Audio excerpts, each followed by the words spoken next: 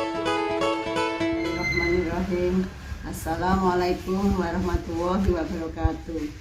Kami tim kelompok 1 memaparkan tugas hasil review jurnal dengan topik analisis pekerjaan. Tim kami terdiri dari 5 orang, yaitu saya sendiri, Dibastiti, Titi Supriyati, Wijayanti, Mardirianto, dan Ranti Sugianti.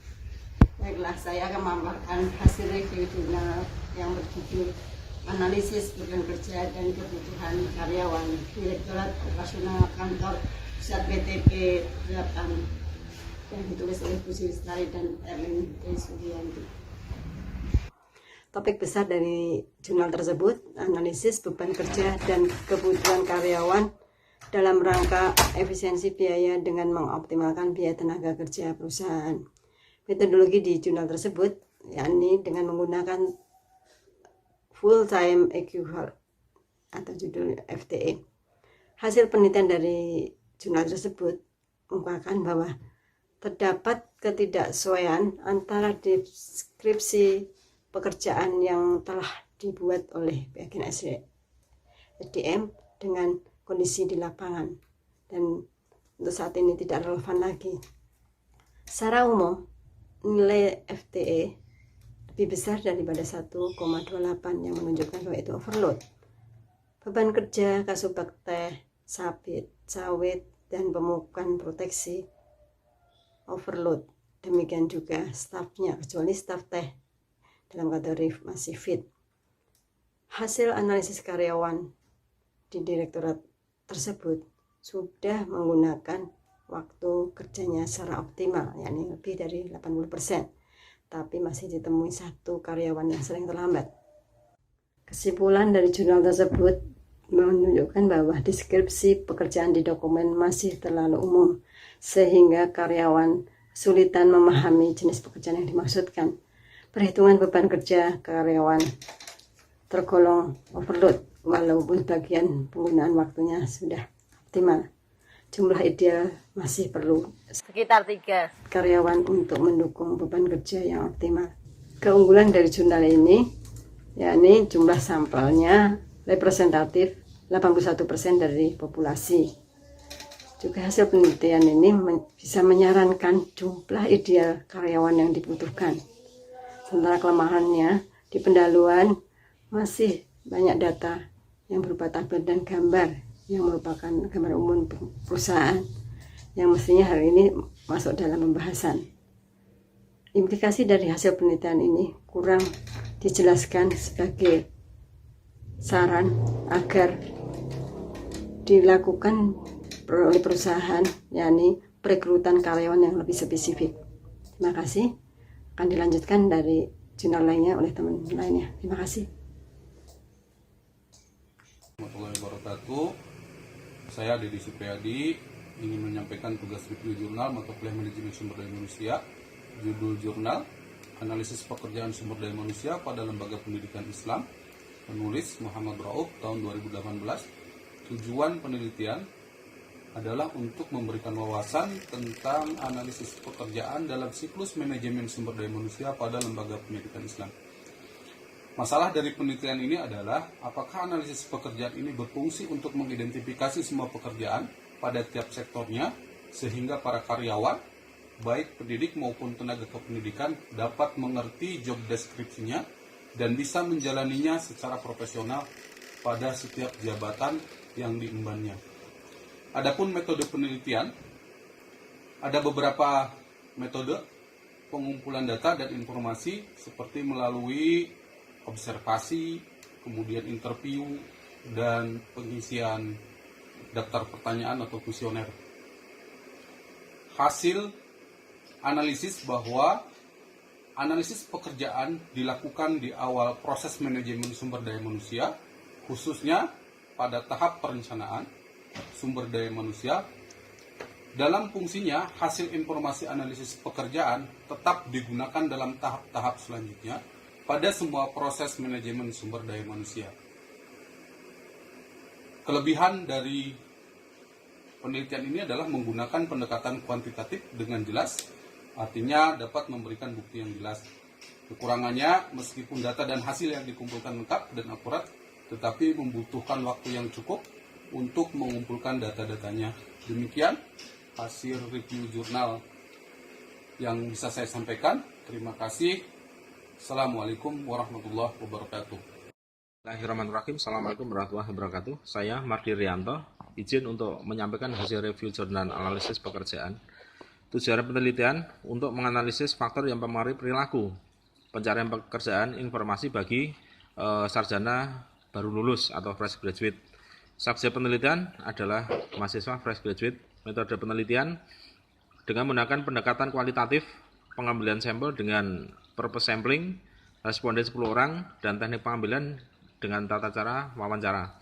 Hasil penelitian, hambatan pencarian informasi ditujukan dari faktor psikologis dan kemampuan interpersonal. Sarjana fresh graduate dengan keadaan psikologis dan kemampuan interpersonal yang rendah, seperti kurang percaya diri, minder, gelisah, kurang komunikasi, hasil pencarian informasi sangat kurang memuaskan atau mengecewakan. Hal ini berbeda dengan kondisi di perkotaan yang sumber informasinya melimpah, informasi sangat mudah didapatkan, sehingga akses pekerjaan akan lebih cepat didapatkan. Assalamualaikum warahmatullahi wabarakatuh. Perkenalkan, nama saya Furdayanti B. Hakim. Di sini saya mohon izin untuk menyampaikan terkait soal hasil review jurnal dengan judul Perencanaan Sumber Daya Manusia, Analisis Pekerjaan, dan Penempatan Pegawai terhadap Kinerja Pegawai di Biro Pengembangan SDM, khususnya di Provinsi Papua itu sendiri. Tujuan dalam penelitian ini yaitu untuk mengetahui tentang perencanaan sumber daya manusia, analisis pekerjaan, dan penempatan pegawai di Biro Pengembangan SDM tersebut. Metode yang digunakan dalam penelitian yaitu menggunakan metode regresi nilai berganda dengan jumlah populasi itu sebanyak 44 orang karyawan. Dengan hasil penelitian menunjukkan bahwa perencanaan sumber daya manusia dan analisis pekerjaan itu sama-sama berpengaruh signifikan terhadap kinerja pegawai. Dan untuk hasil yang kedua yaitu menunjukkan bahwa penempatan kerja itu dia tidak berpengaruh signifikan terhadap kinerja pegawai. Maka dapat disimpulkan bahwa dengan adanya perencanaan sumber daya manusia yang matang, perencanaan di Biro Sumber Daya Manusia dilakukan dengan sangat baik, sehingga kinerja pegawai yang ada di Biro Sumber Daya Manusia pun meningkat. Kesimpulan yang kedua terkait dengan soal analisis pekerjaan, artinya bahwa setiap terjadi peningkatan analisis pekerjaan, maka akan meningkat pula kinerja seorang pegawai. Yang berikutnya yaitu kesimpulan berikutnya yaitu terkait soal penempatan kerja. Penempatan kerja erat kaitannya dengan kinerja seorang pegawai. Artinya seorang akan merasa nyaman dan akan menunjukkan kinerja yang baik jika tempat kerjanya kondusif dan nyaman bagi dia. Dan jika penempatan kerja yang dilakukan tidak sesuai dengan kondisi pegawai, maka pegawai tidak akan mengeluarkan kemampuan terbaik sehingga kerjanya pun akan menurun. Itu mungkin dari saya. Wassalamualaikum warahmatullahi wabarakatuh. Terima kasih. Bismillahirrahmanirrahim. Assalamualaikum warahmatullahi wabarakatuh. Perkenalkan, nama saya Ranti Sugiyarti dari kelompok 1. Saya akan mencoba mereview sebuah jurnal dengan judul Urgensi Analisis Pekerjaan dalam Manajemen Sumber Daya Manusia Organisasi. Adapun jurnal tersebut ditulis oleh Muhammad Musfawi dan telah dipublikasikan di Jurnal Ilmiah Universitas Batanghari Jambi. Yang menjadi latar belakang penelitian tersebut adalah pentingnya analisis pekerjaan dalam konsep manajemen sumber daya manusia dikarenakan merupakan bagian yang penting dalam proses mencapai kesuksesan suatu organisasi atau lembaga.